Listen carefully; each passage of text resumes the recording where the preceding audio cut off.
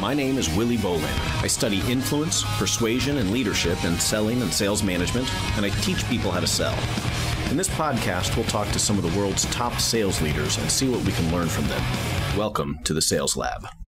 Hello, welcome to part 3, the conclusion of our discussion with Steve Topel from Marsh McLennan. I'm going to cover a number of topics in this conclusion. The importance of having a personal why, the value of sacrifice in the short term to get something highly valuable in the long run. Of course, Stephen will share some of the book recommendations, some of the books that he thinks all sales leaders need on their shelves. Hope you get something out of it. So what is your personal why? So it's changed. Okay. So, and I think it does evolve over time, right? It doesn't have to stay the same. When I was a young sales professional, my why was, I told you earlier, the hunt. My best day and my worst day was the same day, the day I got the deal. I was all about the hunt was adrenaline. I loved the hunt. That was my motivator. That was my why. So when I got my teeth kicked in, it was like, yeah, but I got 3 other things I'm really on the hunt for to close. So that was early in my career. It was pretty selfish. It was really focused on me. It was really playing to what I needed. But your why is selfish, quite frankly. So yeah, absolutely. Yeah, and in your early career, it is all about you. You're trying to figure it out. If you're going to propose that your why is purely altruistic, I'm going to challenge you because if it's purely altruistic, there's nothing necessarily in it for you. So it's got to be balanced, right? And then as I evolved my career, I became much more about my team.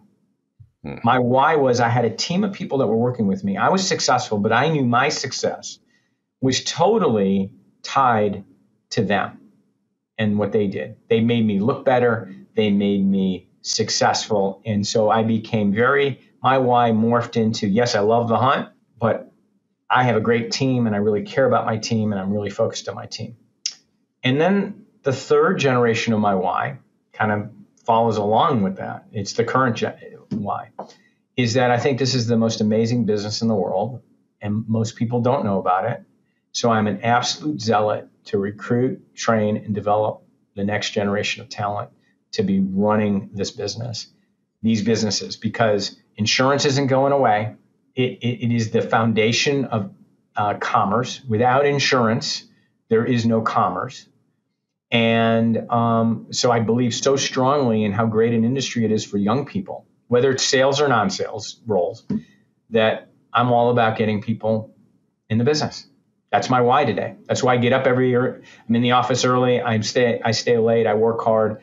It's because of that. That's my why. Good. Now, I can imagine a 20-something maybe listening to this and saying, yeah, that's great. I don't know what my why is. Is there any, can you give them any tips on how they can figure that out? Well, it's not unnatural for a young person, either still in college or taking their first role, to not have a fully defined why. The first time I really dig into the why, so in an interview process, I'm going to ask, why are you choosing sales, right? I'm looking for certain answers, right? But the first time I really challenge what's your why is when our people are choosing, are they going into employee benefits or business insurance? And then that's when I started pinging them, okay, so what's your why for your choice? You need to understand your why. Sometimes I get back answers like, well, there's more money to be made in this one versus that one. Sorry, buzzer goes off. That's not your why. Or I think it's going to be easier in this one versus that one. That's not a good why. Some of the people who would choose, let's say, employee benefits are people who definitely are focused on helping people. Because in health insurance, company-sponsored health and benefits is a way to provide, besides monetary income to their employees, a way to help protect their families and their well-being. And that's usually a very big part of people who choose the employee benefit route. They feel much more comfortable in the human resources suite than they would in the C-suite. Whereas a lot of people on the business insurance side are more likely going to be talking about things that are driven by more digging in the nuts and bolts about the business. How do they do that? I'm fascinated. How did they do that? How did they build that? How did they come up with that? That tends to be a driver on the business insurance side, much less altruistic than you'd see on the employee benefit side. And I'm generalizing, of course, but Sure. the idea is that they start to develop a why, and they're challenged about a why. And for me, think about it. So I think what happens when you're early in your career, you may not have a great why yet, but you got to develop it relatively fast, because when you have those really bad days, what are you going to lean back on? It's not just the paycheck. Other people offer you a paycheck, right? So, yeah, I think it's really important. Indeed. No, I think that's a great subject. And, of course, businesses try to conceptualize this for their employees as well, right? Okay, well, we don't sell product X. We help consumers with, we help businesses run more efficiently, right? They try to put it in more abstract sort of value-laden terms, which I think is also very good and very necessary. I think when businesses don't do that, they set themselves up for some pretty bad mindsets among their employees.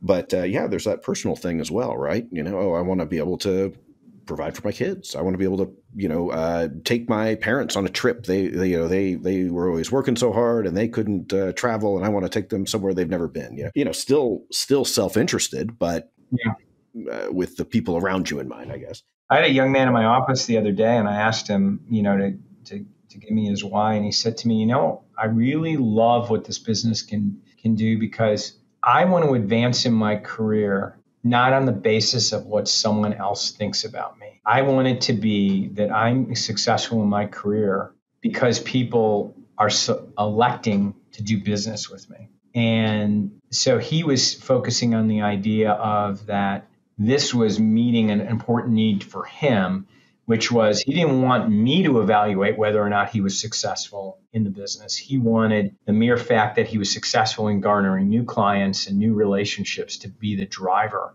of defining success for him. And I thought that was really pretty insightful.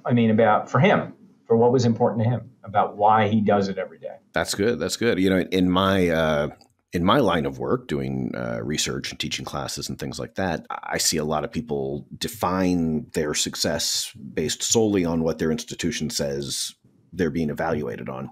Yeah. And I was given advice early on by a very insightful person that, don't do that. Just you know what the field finds valuable. You know what makes an impact. You do those things. And if your institution is smart and understands that, and they'll reward you for it. And if they're not, they won't. But everyone else in the world will, right? You can go find another job. You can go do whatever. And at the end of the day, you're doing what you know to be the right, impactful things. And so I really like that idea. And I think that also probably plays into the need that I'm picking up in your business for this long-term focus, right? Okay, well, I could get a higher starting salary at these other companies. I could maybe have an easier time in my first few years by acquiring a territory that's already stocked with accounts, right? But you're almost suspending reality for the first couple of years, and you're saying, I know that there's something bigger on the horizon. And why am I still engaging in these behaviors, even though the payout hasn't hit that hockey stick yet? Well, because my why is I don't want the decent salary today. I want the extravagant salary 5 years from now. 10 years from now. I'm willing to eat ramen today if there's a filet on the horizon. Now, of course, at some point you have to break out of that mindset. Yeah, and unfortunately, so long term, you've put off all the benefits forever and ever. But right. No, fortunately, we're not talking about having to eat ramen, even with. That's right. Yeah, the other thing I think young people really have to get in their head and understand is if your goals, your personal goals, if the goals that I set for you as a leader are bigger and broader than the goals that you set for yourself, something's wrong. Something's not right.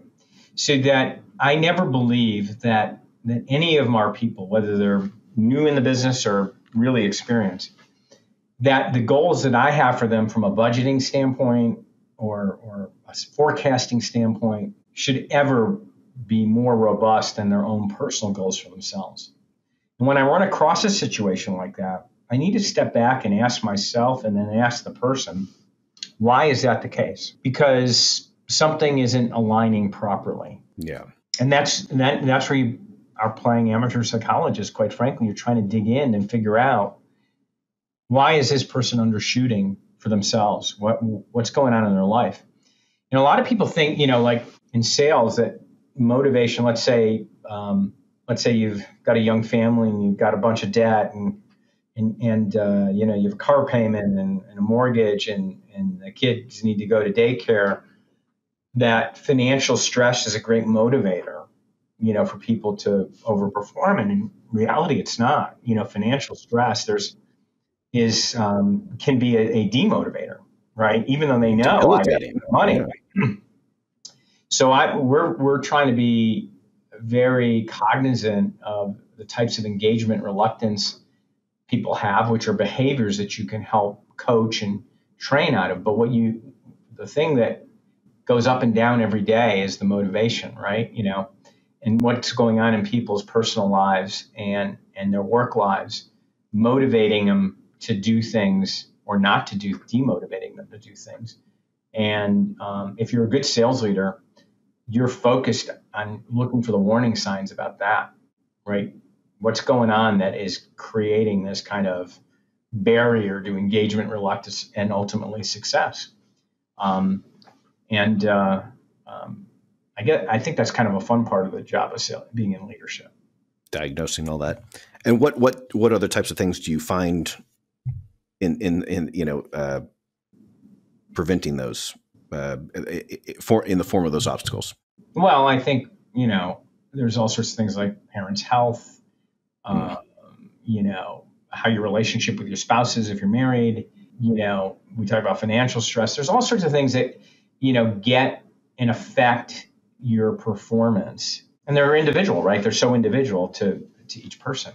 Sometimes it's more simple. Sometimes it's, telephobia, right? I just have an issue.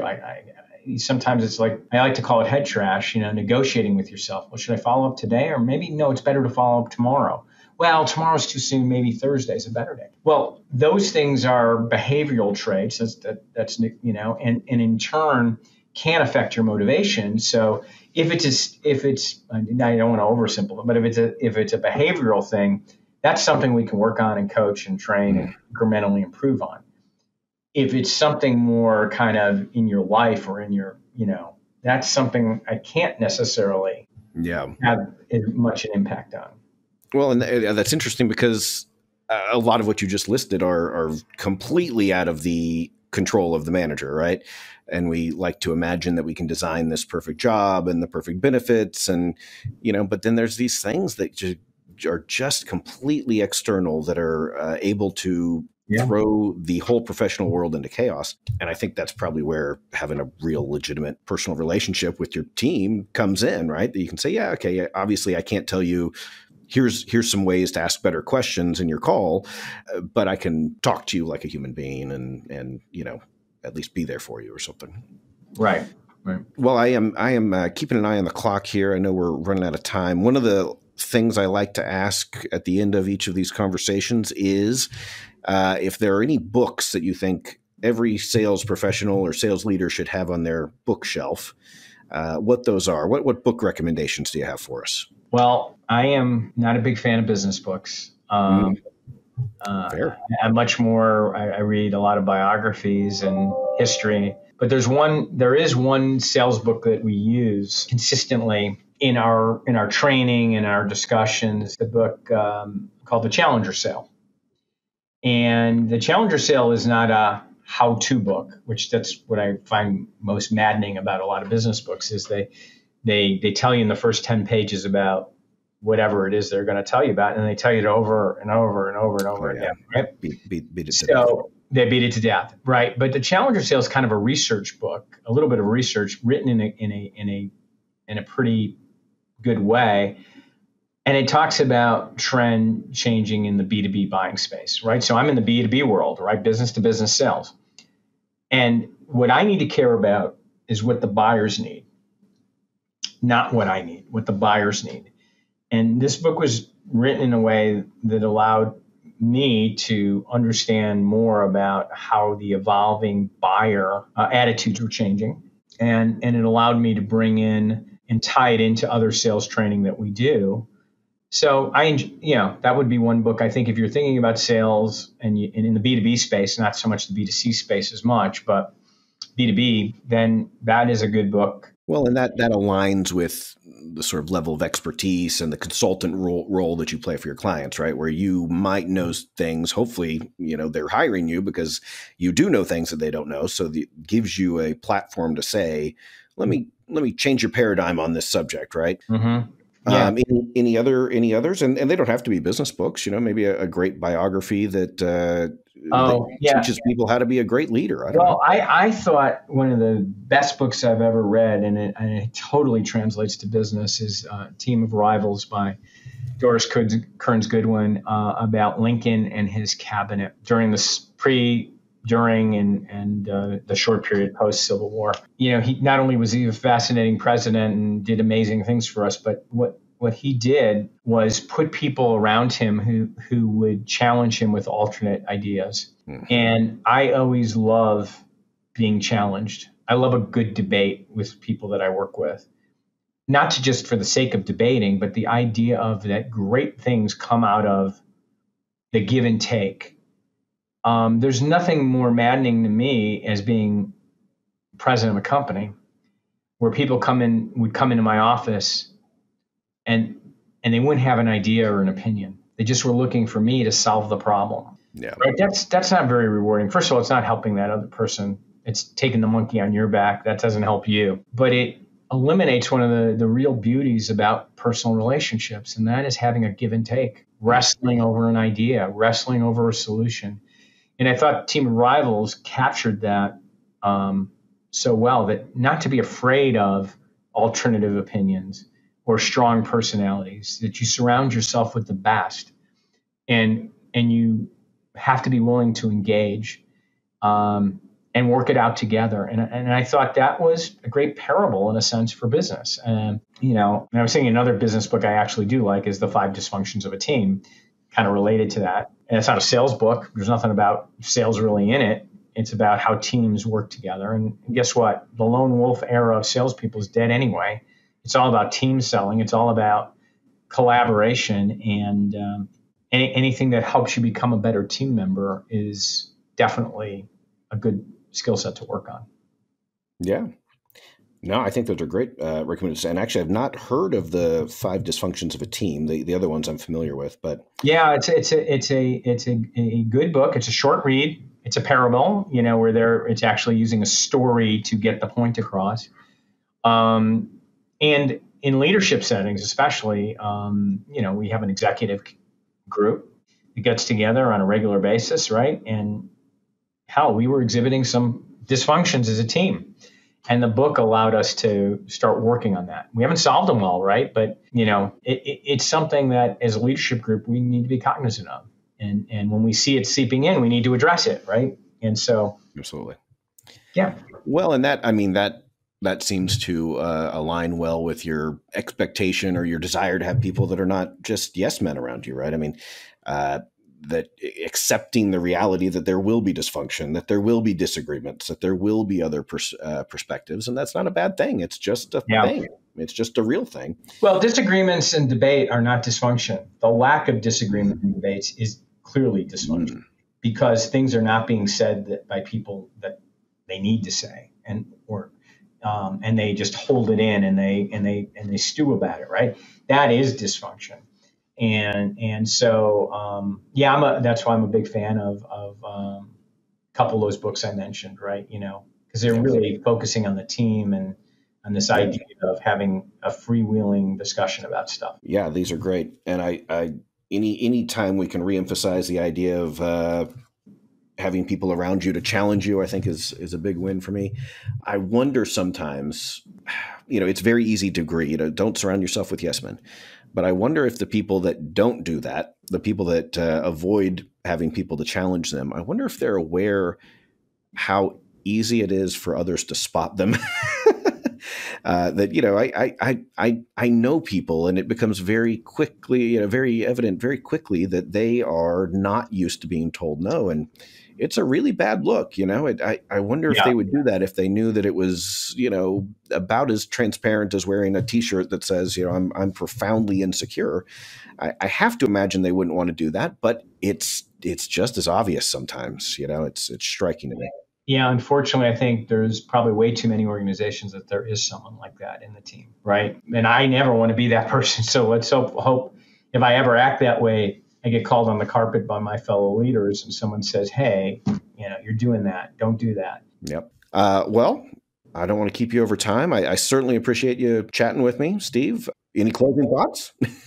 It's been a pleasure. I really enjoyed it. And I look forward to hearing what the final podcast sounds like. And also, I'm anytime, feel free to call on me. For sure. That's it for this interview. I hope you got something valuable out of it. Of course, if you did, be sure to subscribe and rate this podcast on whatever app you use to listen. Also, share this with your colleagues and friends, and let's continue to have a deeper discussion on all things related to selling and sales leadership. See you next time in the Sales Lab.